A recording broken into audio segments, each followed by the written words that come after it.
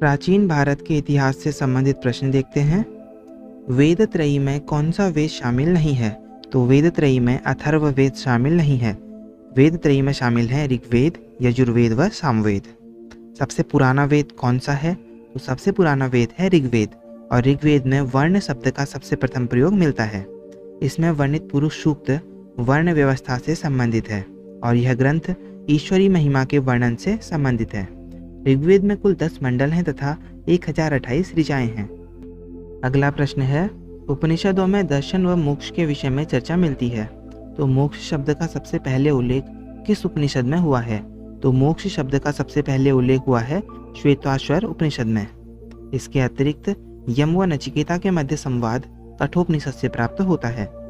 बलिदान की विधियों व कर्मकांड के विषय में किस वेद में बताया गया है? तो बलिदान की विधियों व कर्मकांड के विषय में बताया गया है यजुर्वेद में। इसके अतिरिक्त संगीत के विषय में सामवेद में तथा औषधियों, तंत्र मंत्र व वशीकरण आदि के विषय में बताया गया है अथर्ववेद में। परुष्णी नदी का आधुनिक नाम क्या है? तो परुष्णी नदी का आधुनिक नाम है रावी नदी।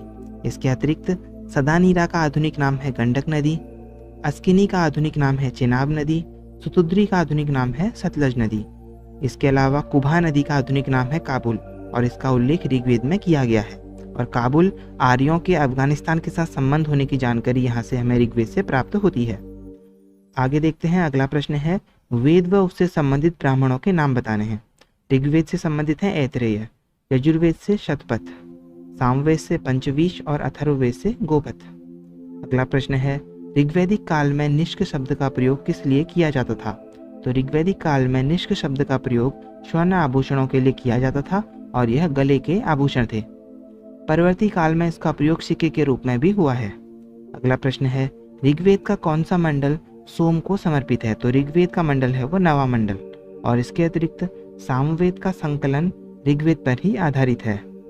लौह धातु के प्रचलन का सबसे प्राचीनतम प्रमाण किस स्थान से प्राप्त हुआ है? तो यह हुआ है अतरंजी खेड़ा से। अगला प्रश्न है, 14वीं सदी के पूर्व के किस अभिलेख से वैदिक देवी देवताओं के नामों का उल्लेख मिलता है? तो वह अभिलेख है बोगाचकोई का अभिलेख, और यह अभिलेख आर्यों के ईरान से भारत आने के बारे में भी जानकारी देता है। पुरुष मेद का उल्लेख कहाँ किया गया है? तो इसका उल्लेख किया गया है शतपथ ब्राह्मण में। गोत्र शब्द का सबसे पहले प्रयोग किस वेद में मिलता है? तो गोत्र शब्द का सबसे पहले प्रयोग मिलता है ऋग्वेद में, और गोत्र प्रथा की शुरुआत उत्तर वैदिक काल में हुई थी। गायत्री मंत्र की रचना किसने की थी?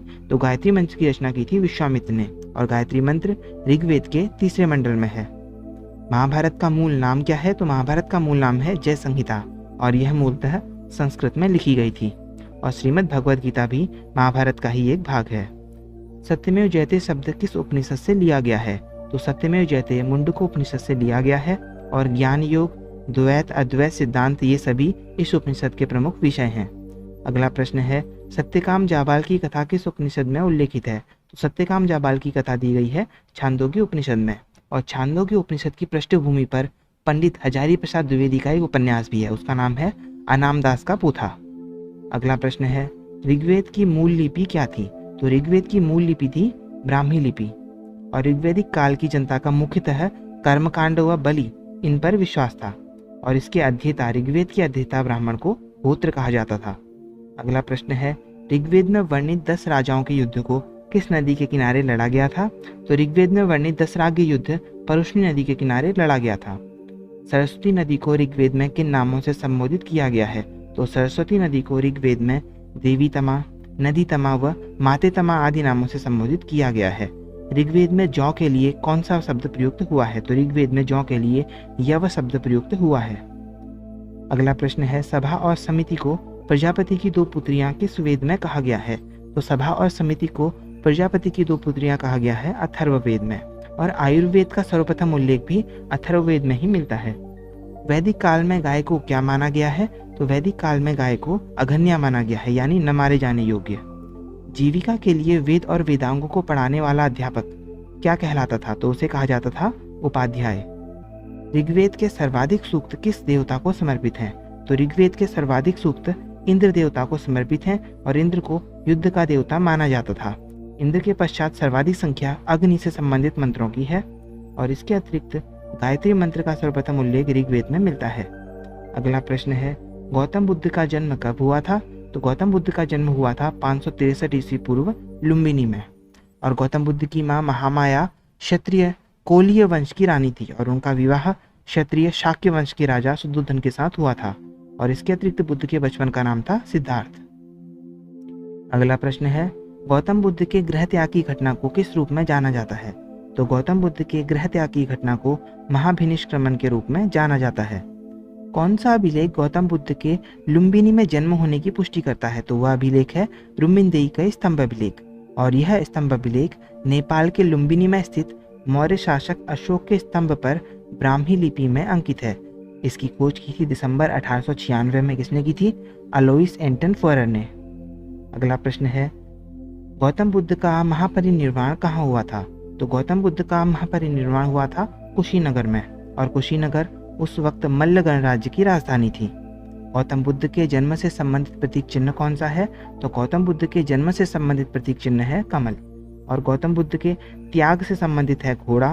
और प्रथम प्रवचन से संबंधित है धर्म चक्र प्रवर्तन। इसके अतिरिक्त महाबोधि से संबंधित चिन्ह है बोधि वृक्ष। अगला प्रश्न है, गौतम बुद्ध ने अपना अंतिम उपदेश किसे दिया था? तो गौतम बुद्ध ने अपना अंतिम उपदेश दिया था सुभद्र को। कब दिया था? यह कुशीनगर में 80 वर्ष की अवस्था में दिया था।